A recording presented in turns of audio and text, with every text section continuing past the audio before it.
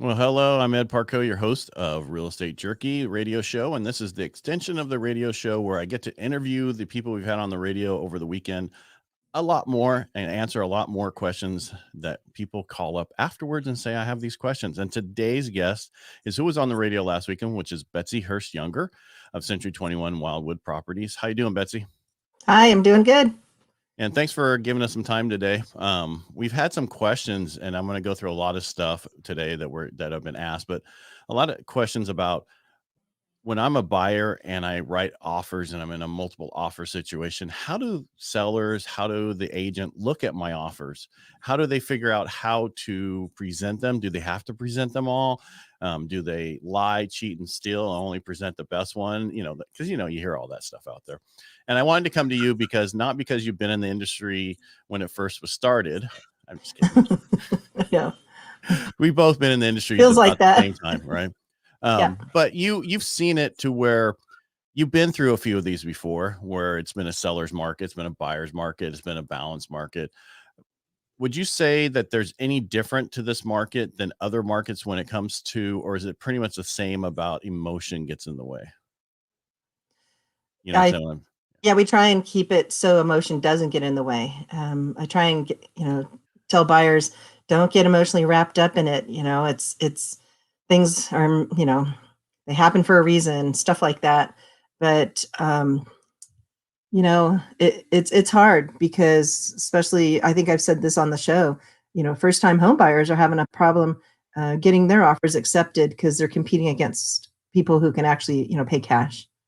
And we want those first time home buyers to be able to purchase homes and start, having their investment in their home instead of having to pay rent. Right. And that's so important. But I want to share a chart of why we are where we are first. So I want to get on. Okay. So if you don't mind, let me share that real quick. Share screen. Oops, wrong chart. That's the one that shows that you were the number one agent in April. I'm sorry. I must have messed up. That's okay. I'm just kidding. So Betsy is one of the top agents, constantly at the top, always fighting with the five or the top three all the time, right? Who's going to Seems like that. Yeah. Yeah. All right. So let me get rid of that one. That was just a little plug for you. All right. So this is what I'm looking at. All right. So homes built by United States by decade. This chart's been kind of floating around Facebook the last week. And I think a lot of people really didn't look at it. But if you look at, how many homes were built in our last decade, that's not a lot of homes, right? No. We built the same amount of homes as we did in the 1930s, 1939.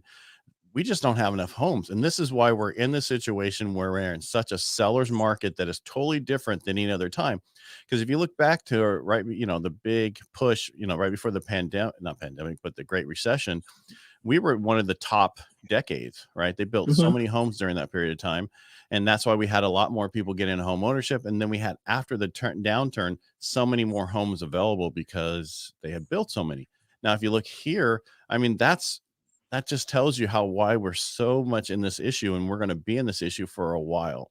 And that's what a lot of builders are saying, that, they need to build more homes. They need to do more, but they need more land. They need more things. And in California, it's so difficult to do all that. Well, I heard someone say the other day, if we started building what we needed to build right now, it was going to take 35 years to keep up. Are you serious? Catch up. Wow. The 35 years, that's a long time to catch. Yeah. And I was like, I think they knew what they were talking about. Yeah. Yeah. So the rate we're going right now, it's going to take that long. Right. And so what I'm getting at here is, don't think that we're going to have a bubble. Don't think that things are I'm going to wait until things settle down. I'm going to wait until things get better so I can get into the market when I can afford it. I don't think the affordability is going to come back anytime soon. And that's all. No, and I've heard people say that. Well, it can't keep going like this forever, or it can't keep up. It'll probably, do something different next year. And it's like, I don't know. You talk about supply and demand, and it's not showing it that it's going to happen anytime soon. Right. And I didn't want to hijack the whole conversation about this, but I wanted to make sure it was in the first part, because a lot of people start watching and then they have to go do something else or they come back. It's so important to know why we're here. And this is why we're here. It's not, record interest rates are low. Yes. But if you don't have the supply of homes that we need, and you have people who want them, the demand is going to so great, you're just going to continue to, have problems. And this is nationwide. Isn't just in California. It is nationwide. And even though Californians are leaving California to go to other places, they're causing the same problems elsewhere.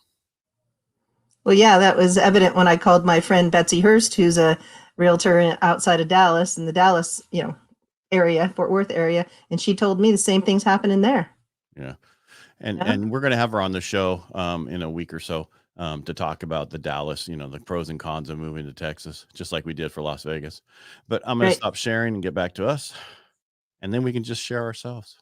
Anyway, so let's talk about, since we're in this situation, I'm a buyer, I write an offer. Should, because I'm going to go through the NAR stuff real quick, but one of the questions I always have is, does the listing agent have to produce all the offers to the seller, right? I would feel ethically you should present all offers to the seller. Yes.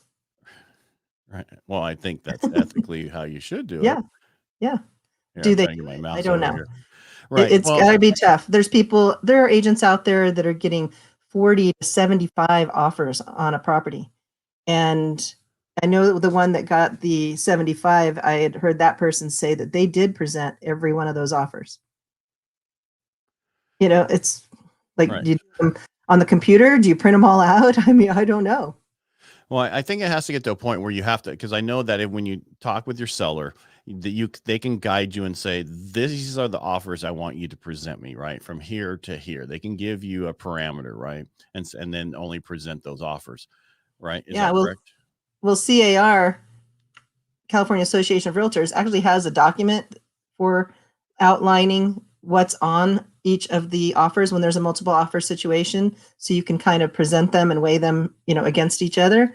But I don't know. Maybe the seller could say, after you've told them what the prices are, or what the offers are, but there's so many little details, right. Terms. There's all kinds of things. Right. The way. And I think that's the problem, is when you get so many offers, it's great to be the listing agent, but it's also a detriment to be the listing agent, right? Because you got to take the best offer. You got to give it to your seller. And the question is, these are the process that NAR says, all right? So they say you have a few options as a seller. You take the best offer right off the top, right? As it rolls in, and reject all the rest of them, right? The other issue, I'm just going to go through them and then we'll talk about it. Well, I was going to say, unless you know what all the offers are, how do you know what the best one is? Right. Well, that's what they're saying. Just look at them and grab the best offer and reject everything else, is what they're saying. These are what NAR put on their website. And that's why I grabbed it. Okay. The other option you have is what you guys normally do, which let everybody know, hey, we have a multiple offer situation, and please present your highest and best, right? Or they let all the offers come in and do a counter offer saying seller is now looking for highest and best. Correct. Correct. And then the third thing they say is let buyers know of the best offer on the table, ask them to beat it. That means disclosing the terms of the best offer and asking the other parties to match.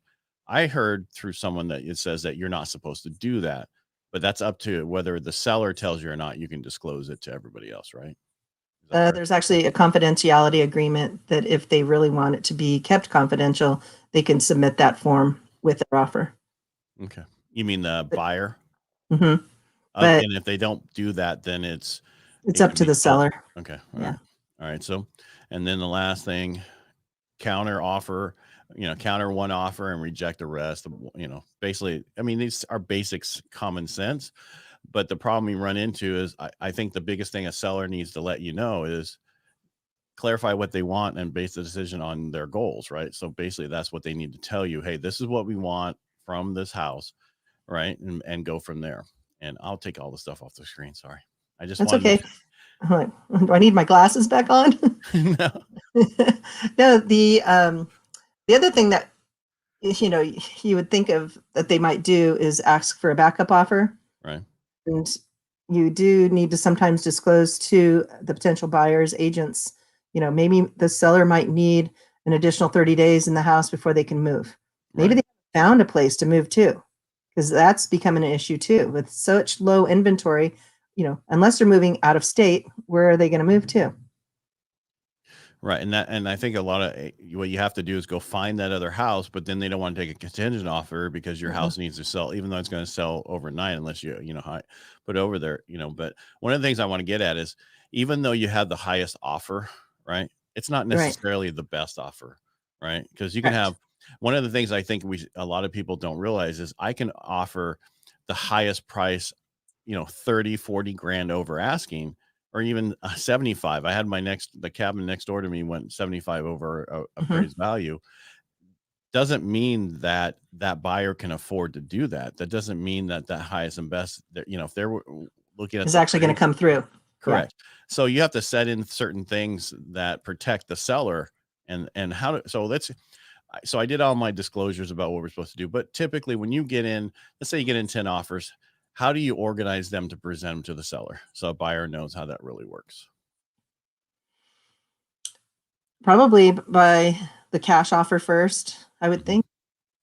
And, those that have presented the proof of funds along with their offer, those that have loans, the ones that have presented pre-qualification letters or pre-approval letters, and, then go from there.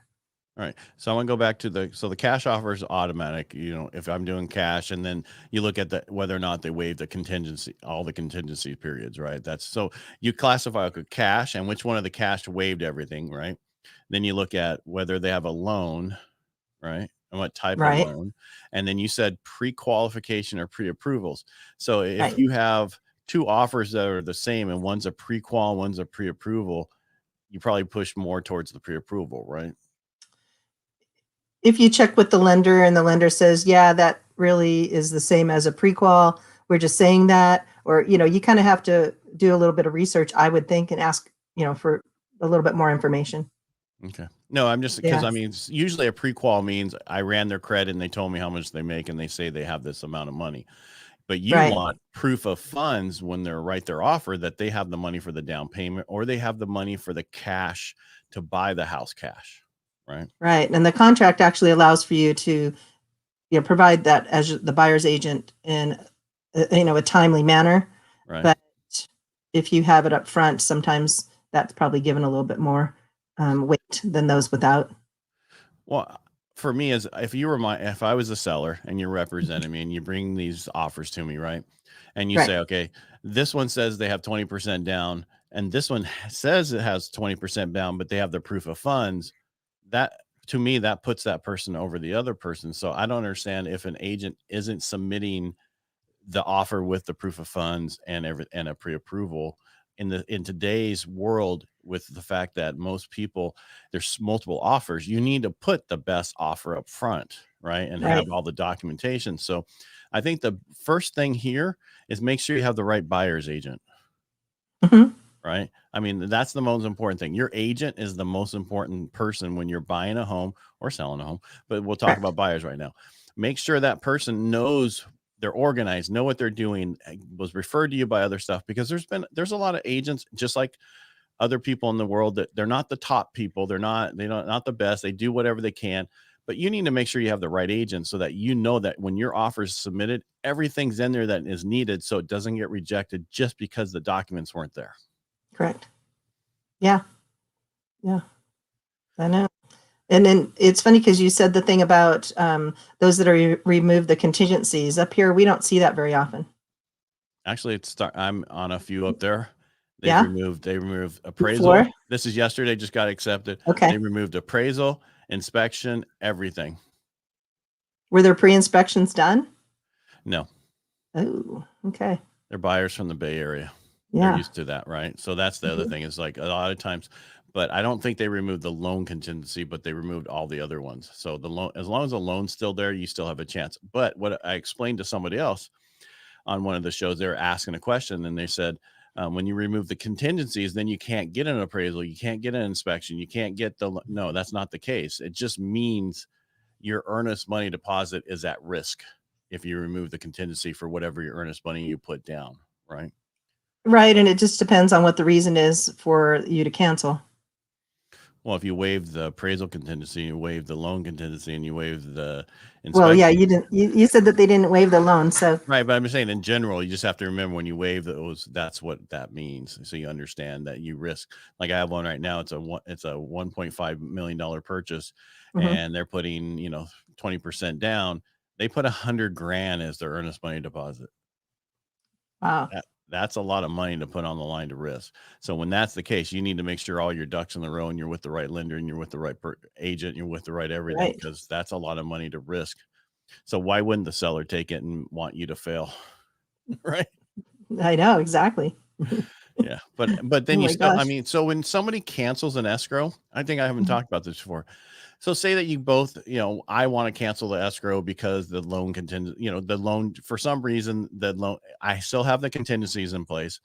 I'm saying I want to cancel the transaction. What happens? Do do you just write a thing and both sides cancel? What if one doesn't agree? What happens? Like Well, the seller doesn't agree you're to the still in cancel. escrow and you can't sell it to anyone else.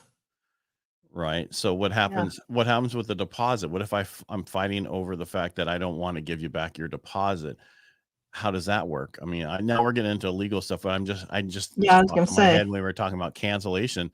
It could be a sticky situation, right? Because they can fight you on that. But what you just said is if they don't cancel the contract, then they can't sell it to somebody else, right? Right. So they got to look at So what can't get an escrow and again or accept another contract without one being canceled because you can't sell it to two different people. people have Right. tried, I know. right? Happens, Yeah. and I think there's verbiage on the cancellation form that probably could address that, but um, yeah. All right, so you're in Tuolumne County. Not we didn't Mhm. bring that part up. You're at Century 21 Wildwood Properties up there in Twain Harte. You're on the radio show with me a bunch, I think once a Right. month or so, talking about Mhm. that area. And we talked about on the radio show, I think we talked about that no one's really building anything up there, right? Not track homes, not any of that kind of stuff. They're not really building a lot here in Stanislaus County. They're not building a lot in San Joaquin. They're building 11,000 homes, I think, in San Joaquin in that one island place. Okay. Yeah, no, we've got applications in for, potential subdivisions that they just haven't been approved and they haven't been started yet. How long have those applications been in? Do you know? At least a year, maybe more. So then that's a few years out still, right? I don't Maybe. know. What's the process up there? I don't I know. know. Yeah. Yeah. I mean, because I know down here sometimes it could be a lifetime it seems like, to get those Yeah. things approved. Yeah. I think individual, parcels that are, for sale by individuals instead of developers and, people that are buying them that just want to throw a manufactured home on there. That seems to be what I see a little bit more often than a site built home because manufactured homes don't have as many requirements as the site built. And they also can go up quicker. Right. Now, have you looked at that recently with the manufactured homes? Has COVID slowed that down? How far out are they? Have you looked at that at all? Because one of the I things you haven't, can't, go yeah, ahead. I haven't actually looked at it myself, but I've heard people say that they're on back order. I've heard that the cost is higher now than it was before because of materials Oh, and really? people, making the requests for customization. A lot of the ones that I know of come from Oregon. They're actually built in Oregon. Um, All right, so I want to go back to that because we can do a loan to help you put that manufactured home on a permanent foundation on land. So let's go Hmm. to land sales. How's land sales doing? Land sales are selling pretty well. Are they paying cash for them, or is the seller Yes. carrying? Is they doing a loan? What are they doing? The ones that I've dealt with recently were cash deals. And what's And the of course, average? Yeah, well, I and was what? going to say, it depends on where it's located, depends on how much development cost is that goes into it. That would depend on what the price would be. I Right, mean, just off the top of my head right now, there's a parcel in Twain Harte that they were asking 50,000 for that just got an escrow. And the, you know, development costs is not really a concern because that's not really what they're thinking about doing to the property right now for the buyer. And then there's another one that's a little over an acre, and that one is in that $30,000 to $40,000 range. But just to have a septic, put on it, water connections, power connections, things like that are going to cost. And then to actually build a site-built home, sprinkler systems inside are required. And I believe there's a solar system requirement also. That is correct. And I can tell you that for a fact. So with ours, when we started, we were going to start our build, and I think a lot of people think it's, I don't want to say cheaper, but less expensive. Okay, I can't find a house, so I'm going to go build my house. The problem they run into is they don't realize that in some areas you have to do an engineered septic, and that could be up to $50,000, right? And then you got to, in some places that don't have direct connect water, you got to pay for a well, and that depends on how many holes they have to drill and how far they have to go at the price of this. This is all stuff we've learned. So you have to really look at the numbers, and then you also have to look at the cost for lumber. And we talked about this the other day on the show last Tuesday about how Right. the board feet of lumber before pandemic was $250 some $1,000 per 1,000 board feet. Now it's like $1,200. Sorry, I had to clear my throat. It was So it's 200, like yeah. 5 times the amount as what it was before. And so on average, that's a 20% increase per your house. So if you're building a $400,000 house, now you just, you can figure that. But 500 was, so that's 80,000. If you're building a $500,000 house, that's $100,000 more in just wood costs. Right. And so those affordable housing projects are probably not going to be as affordable as they thought they were going to be when they first proposed those. Well, I think the big thing, if you want affordable housing, is you just have to build more housing to slow down the appreciation that we're going through right now. I just saw the numbers from CoreLogic, and they're saying this is a nationwide number. We're going up 1.1% a month, right?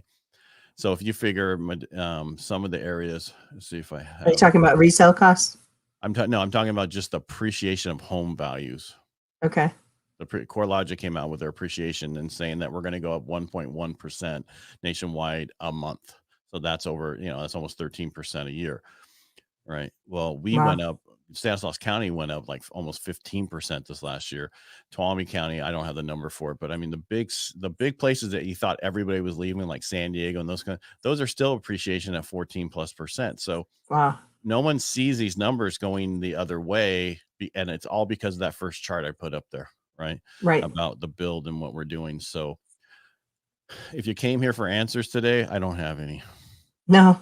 Just get, if you're wanting to buy a home, which most people do, and I push building personal wealth through home ownership, you have to do it. We want to get first-time home buyers in the home. You still got to keep trying, and you can't give up. I know of a couple who it took them 21 offers to get into a contract to close, and that was a vet. So you just have to be okay with waiting, going through the process and working on it, and being okay that you don't get this house or the next house or the next house. Just stay in the game, because other people will fall away. Right. It's like that old adage about salespeople. Most people stop calling after the first sales call, right? It's that person who goes all the way through to the 7th call or whatever that gets the sell. And it's the same thing here. You just got to be determined, because a lot of other people will fall away. Right. Because they just get discouraged. I'm not going to do it. All right. So enough of me talking. You didn't talk much today. So my question, what do you want to tell anybody who's coming up there to look? What, how should someone, if they want to move up into your area in Tuolumne County, who should they contact? Well, of course it's you. And you can find her on Facebook. You can find her everywhere, direct message her. But what's the biggest thing they need to know about moving up there? I mean, altitude, snow kind of stuff, right? They need to know where they're buying, right? They need to know where their internet connection is going to be, that kind of stuff, right? Okay. So if you don't already know this about me, people out there, I grew up in Orange County, so I'm an Anaheim girl. And then I lived in Morro Bay for 10 years, and then the East Bay for a few years before I moved up here. The thing that I remember thinking about when I first moved here was, first of all, what's a septic system? I had no clue. And I couldn't believe that, when you flushed your toilet, it actually went into a tank in the ground, and then it was going to be like seeped out into your yard under the ground. Right. That was kind of weird for me. I was used to it just going down the street in a pipe, going somewhere else. And then street lights. We don't have street lights up here. So it's real dark at night, but the sky is real clear most of the time. So it's actually pretty cool. I've got grandkids that have, telescopes and stuff like that to watch we watched the space station go overhead a few years ago. That was kind of cool. And because there's no lights up here, you can see a lot better in the sky.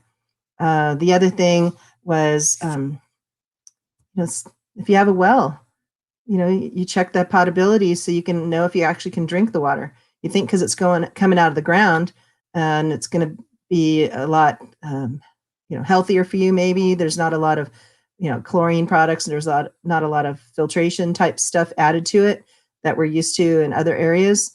And, but what you don't, realize that maybe you could have iron or magnesium. I have magnesium in my water. Is that good? No. Make spots on my car.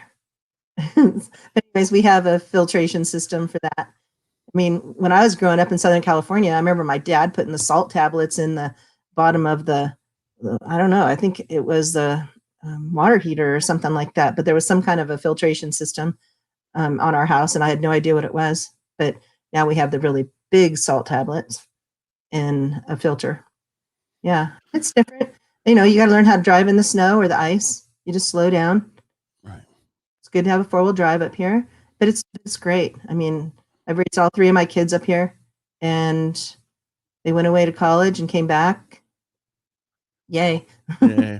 No. Yay. All right. So the one thing I was talking about is so a lot of people will buy up there and they won't. Oh, and if you're going to make an offer on a house, yeah, come up here. Yeah. Well, know the area. Right. Know the area you want to buy in, and that's relative to what I was saying. There's going to be homes that, that one's so nice. It looks great, but, I didn't know it got snow. Right. That's what I was trying to get at. Yeah. And so you need to know, and you have to have a knowledgeable agent that'll tell you that kind of thing. So some local is probably a little bit better to use than, somebody that's not familiar with the area. And then when you come up, be prepared. If you find something that you like, have that pre-qual or pre-approval letter already in hand, and have your, qualifications for showing where the proof of funds are coming from, things like that.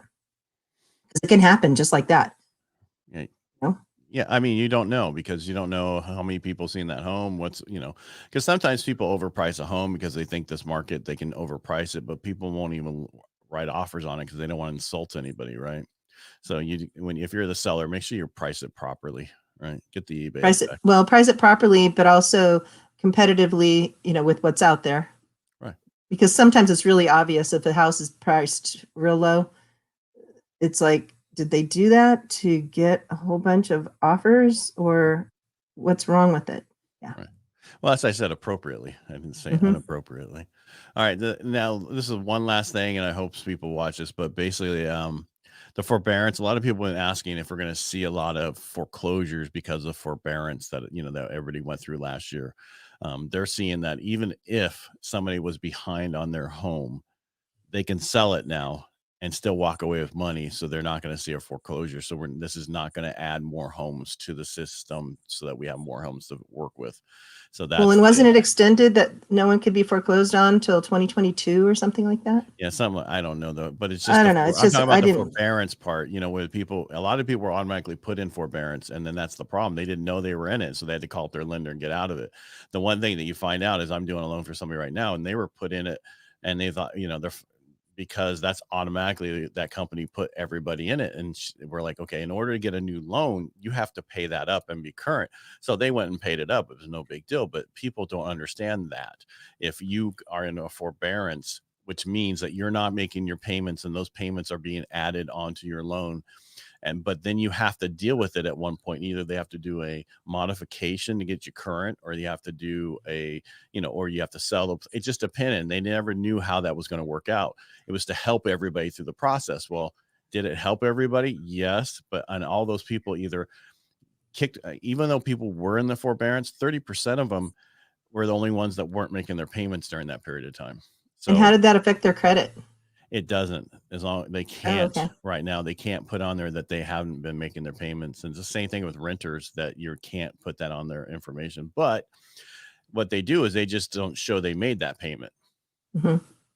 Right. So what's the difference? They didn't show they were late, but they just didn't show they were current on that payment. But if you make up those payments per that year, which you can, then you can go ahead and buy or sell or refinance and everything else. But you have to be current in order to do that.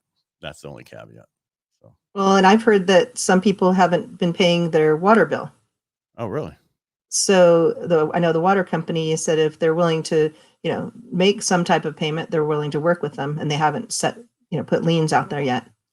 Well, they That's can't. another question. Yeah, they can't probably cancel their water, right? Right now under Mm-mm. COVID, they can't probably turn off electricity. They probably can't turn off anything right now, right? No, I don't think so. Wow. Yeah. Those are the and someone the other day was asking me, I can't find a job. I'm like, there's so many companies hiring, trying to find people because people don't, and I'm not saying all people. I don't want to get all the negative press from this, but a lot of people want to stay home and get they're unemployed and get that extra check. Well, that means that's less people with competition for you to get that other job that you want. So if you're trying to better yourself, and now is the time to go get that job somewhere else and look for a better job, because the most important thing for you, and I even tell this to my staff, it's getting the job you need to own a home so you can build personal wealth. That's the most important thing, so that your family has the home and you can pass it on to generational and that kind of stuff. Right. And I think you mentioned this earlier about internet. So, if Right. you want to purchase up here and you are working from home, just make sure that you verify the internet service.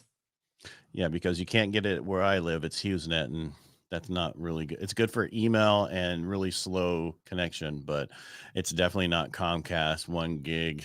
And Comcast, you can get up there in most of Sonora, right? Most of Sonora, all the way to Twain Harte, up into Miwok, a little bit higher than Miwok. All right, so you just have to know where that is. And the other people don't realize is the cell coverage isn't always the best up there. So you need It's to better know. now for AT&T coverage since they put that new cell tower in there in Cold Springs Market. Right. Yeah. Yeah. But it's still not amazing, right? I mean, Mm-mm. I don't get at my cabin, which is not that far from that tower, That's but right. but that's just one of the reasons I have my cabin, so I don't have to take phone calls. But Betsy, I want to thank you for being on here today. We kind of been Sure. all over the place, but I think the most important thing is for people to know that they can still get their offer accepted. They can still get stuff. Yes, there is cash offers out there, but there's also other offers out there getting accepted. You just have to make sure that your offer is presented by the right agent and that it's presented properly with all the documentation that needs to be along with that. And if you have a pre-qual, you might want to turn that into a pre-approval so that way you looked at a little bit better than just a pre-qual. Well, and if you are coming up here to look at real estate, not all homes are getting multiple offers. It's not that every single house has a multiple offer. So give us a try. Right. I mean, because some houses, I know the one that just got in contract, they were the only offer. Right. But they, they heard the story. Some other offer possibly was coming in. And that's the other thing. One thing I didn't bring up is in multiple offer situations, don't upset the buyers and don't upset the sellers by playing games. Do your Yeah. best that you can from the beginning and just be honest with everybody and ethical, and you'll win if you do that. So, Betsy. All right. Stay. Thanks, Ed. No problem. Stay right there, though, as I go. Don't go away. All right. I want to thank everybody for who did jump in and watch this, or after the fact. If you're watching this on YouTube, please like, share, and comment. And we really appreciate you taking the time to be with us. And again, we're here Tuesdays and Thursdays at 11 a.m. And also we have our show on Saturday on what's it, 1360 KFIV on iHeart. So thanks again for listening. Thanks, Betsy. Stay right there.